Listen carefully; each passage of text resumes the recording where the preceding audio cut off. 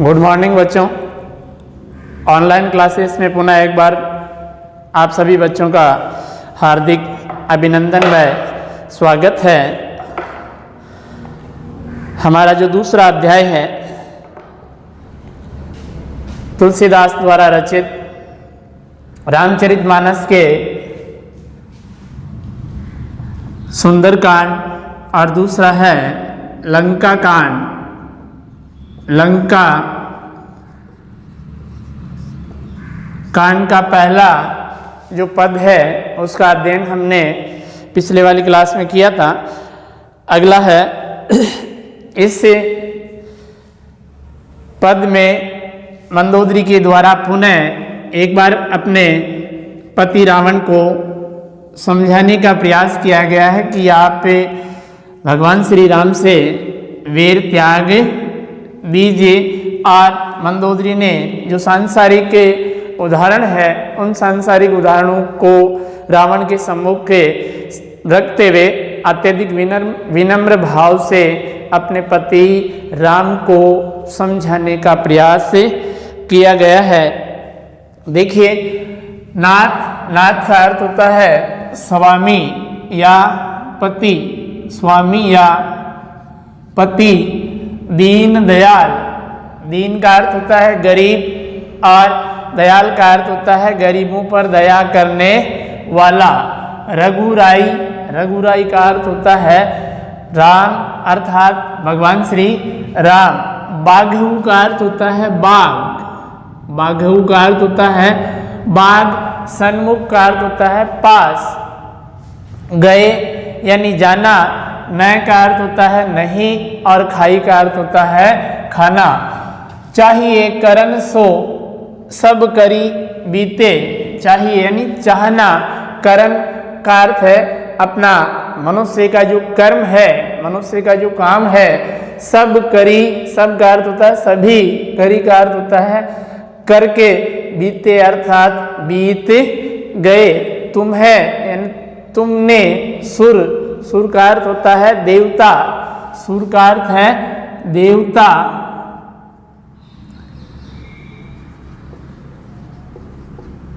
असुर का अर्थ होता है राक्षस। चराचर का अर्थ होता है इस संसार में। चराचर का अर्थ होता है चर और अचर अर्थात चेतन और जड़ अर्थात समस्त संसार, पूरा संसार। जीते का अर्थ होता है जीतना। संत का अर्थ होता है संत।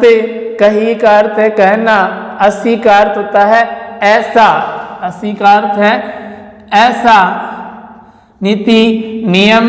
दशानन का अर्थ है 10 मुख वाला अर्थात रावण। चौथेपन। अपने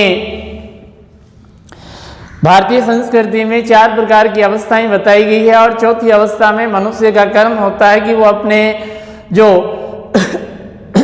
दायित्व है उन दायित्वों का निर्वाह करके अंततः चौथी अवस्था में स्वयं को भगवान के प्रति समर्पित करते हुए उसे वन में चले जाना चाहिए और वन में जाकर के भगवान के नाम का स्मरण करना चाहिए।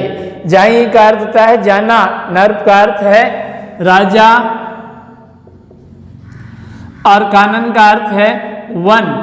कानन कहते हैं वन को। तासु यानी उसी। तासु का अर्थ है उसी। भजन का अर्थ है स्मरण करना। कीजिए यानी कर कीजिए। तह भरता, भरता का अर्थ है स्वामी।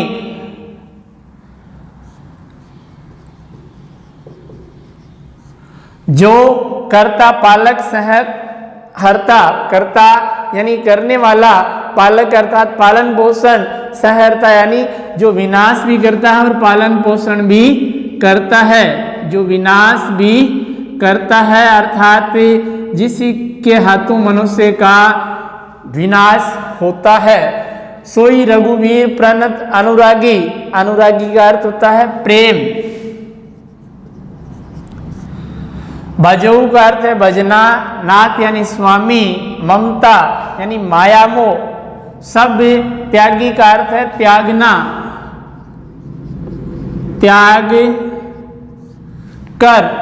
मुनिवर जत्नो करहि, मुनिवर का अर्थ है ऋषि मुनि, जत्नो का अर्थ है प्रयास। करहि यानी करते हैं, जेहि लागी। भूप राजू तजी होई विरागी, भूप का अर्थ है राजा,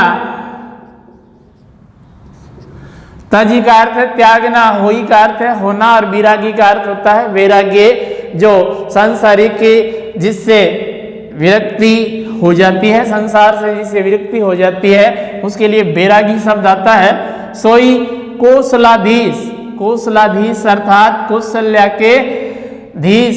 रघुराया, राम आयु का अर्थ है आया, करण यानी करने, तो ही पर दाया, तो ही यानी तुम पर, दाया का अर्थ है दया।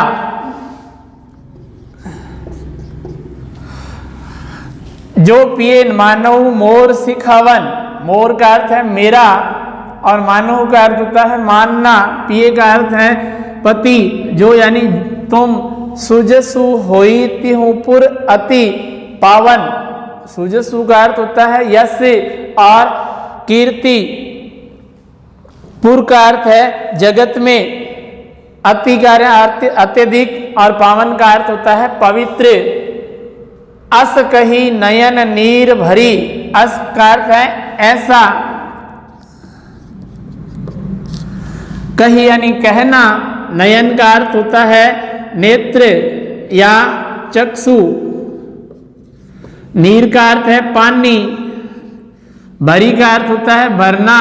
गही पद कंपित गात, पद का अर्थ है पैर और कंपित यानी कंपायमान, गात का अर्थ है शरीर, गात का अर्थ है शरीर। नाथ भजू रघुनाथ ही, नाथ का अर्थ है स्वामी, भजू का अर्थ है स्मरण कीजिए, रघुनाथ यानी भगवान श्री राम का अचल होई अहिवाद, अहिवाद का अर्थ होता है सौभाग्य, सौभाग्य। अब देखिए इसकी व्याख्या कैसे करनी है। वही प्रसंग, प्रसंग में क्या लिखना है। प्रसंग में प्रस्तुत पद्यांश कवि तुलसीदास के द्वारा रचित रामचरितमानस के लंका कांड से लिया गया है या संकलित है। इसमें मंदोदरी के द्वारा अपने पति या मंदोदरी का कथन है कि वह रावण को श्री राम से वैर विरोध नहीं करने की विनती करती है, अर्थात बार बार विनती करती है मंदोदरी की वह रावण अर्थात उसका जो पति है वह भगवान श्री राम से वैर त्याग दे और वैर त्याग करके उनकी नाम के स्मरण में लग जाए, अर्थात उनकी शरण में चला जाए, जिससे उसका कल्याण ही होगा। देखिए, नाथ दीन दयाल रघुराई, मंदोदरी अपने पति रावण से कहती है कि हे स्वामी, भगवान श्री राम अर्थात राम है वो दीनों पर दया करने वाले हैं। भगवान राम दीनों पर दया करने वाले हैं। बागहु सन्मुख गए न खाई, सामने जाने पर तो बाग भी नहीं खाता है, सामने जाने पर तो बाग भी नहीं खाता है, अर्थात शरणागत का कोई अहित नहीं करता है। जो शरण में चला जाता है उस शरण में गए हुए शरणागत की कोई भी प्राणी है वो उसका अहित नहीं करता है। चाही करन सो सब करी बीते, भले ही आपने जो कुछ आप करना चाहते थे वह सब आप कर चुके हैं।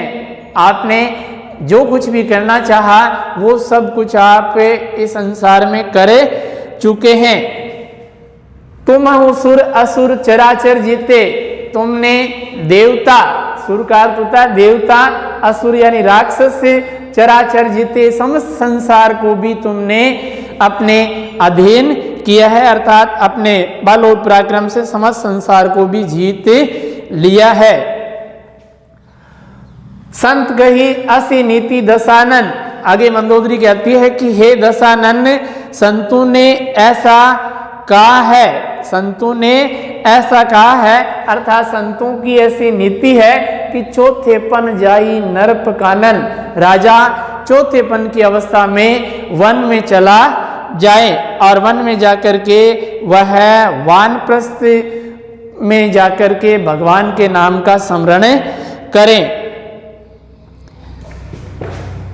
तासु भजन कीजिए तह भरता। इसी कारण से हे स्वामी, आप उसी पालक और सर्जनहार का के नाम का भजन कीजिए, जो करता पालक सह हरता, जो इस संसार का पालन पोषण करता है, जो इस संसार का विनाश अर्थात संहार भी करता है, उसी के नाम का आप वन में जाकर के स्मरण कीजिए। सोई रघुवीर प्रणत अनुरागी।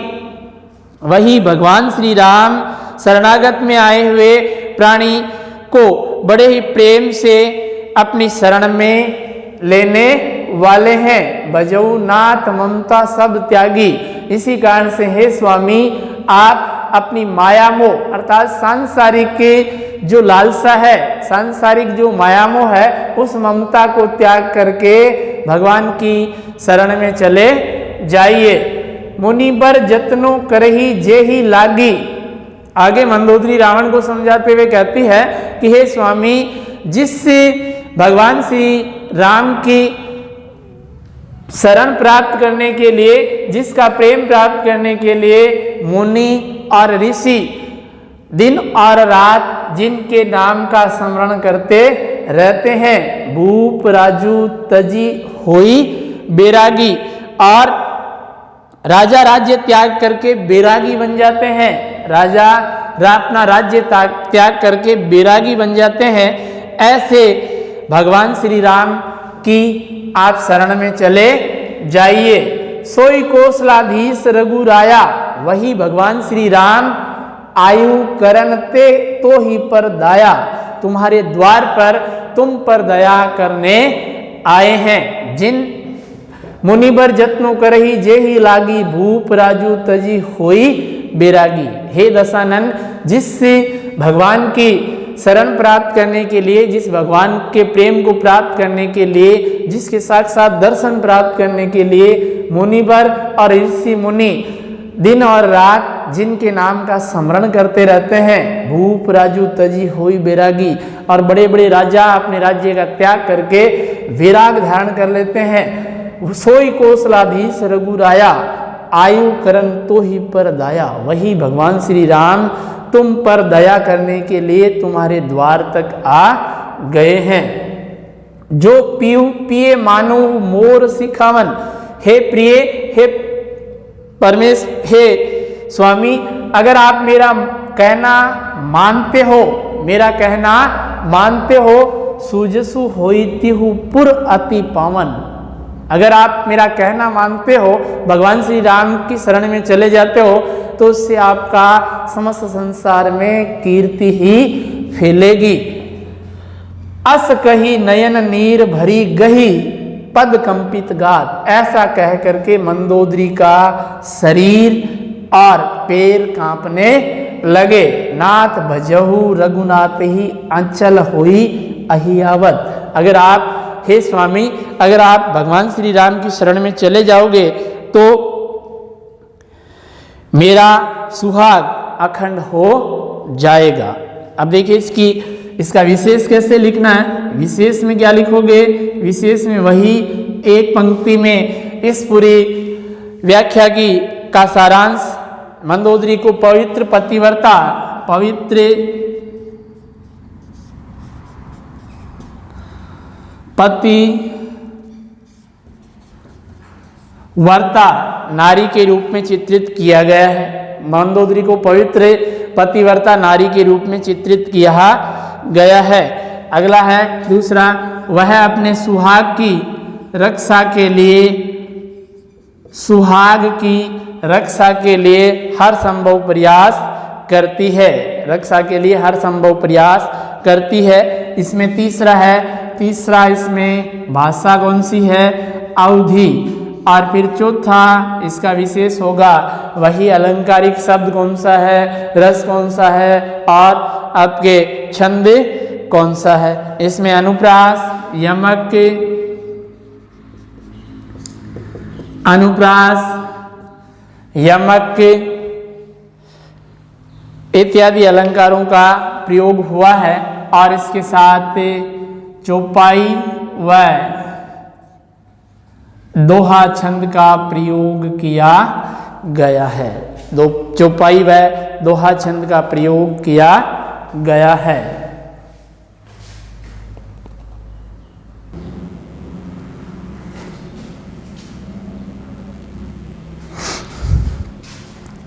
चौथा पद देखिए, सजल।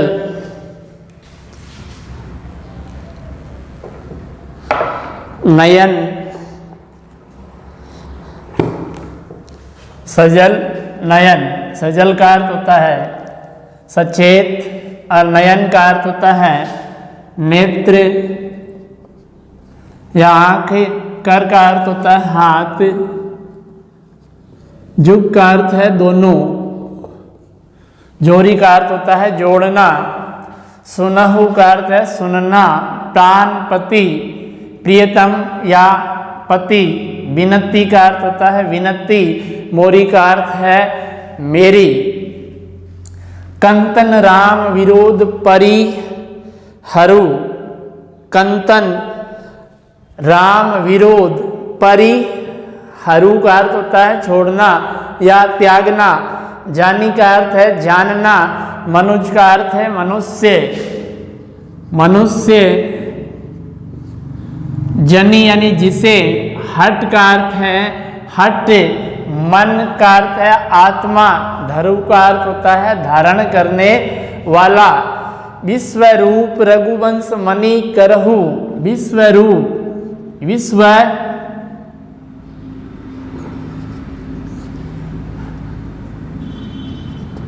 रूप रघुवंश। वंश का अर्थ है वंश में।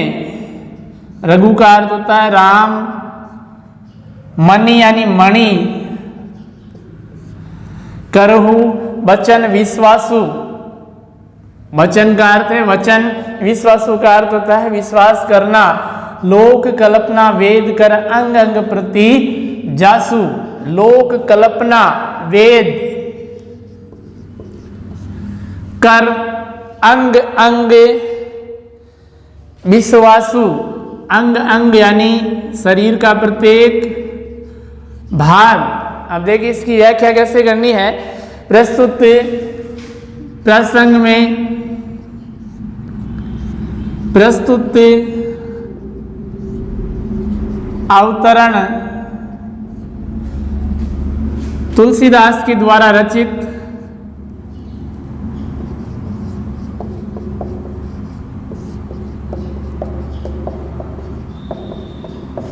तुलसीदास द्वारा रचित रामचरित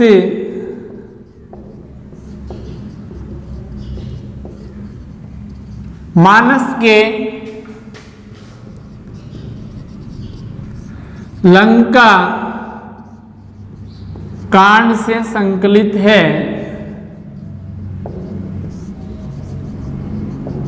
या लिया गया है।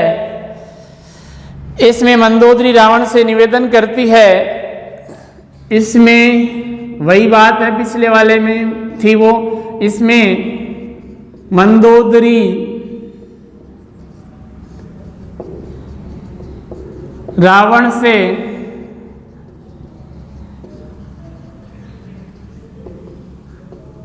निवेदन करती है कि अपार महिमाशाली, अपार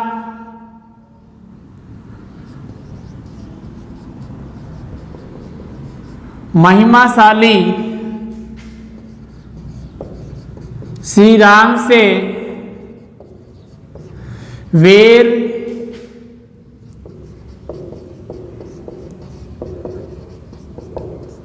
त्याग दीजिए। भगवान श्री राम जिनकी महिमा अपरंपार है उनसे वीर त्याग दीजिए। देखिए, सजल नयन कर जुग जोरी, कवि तुलसीदास वर्णन करते हुए कहते हैं कि नेत्रों में जल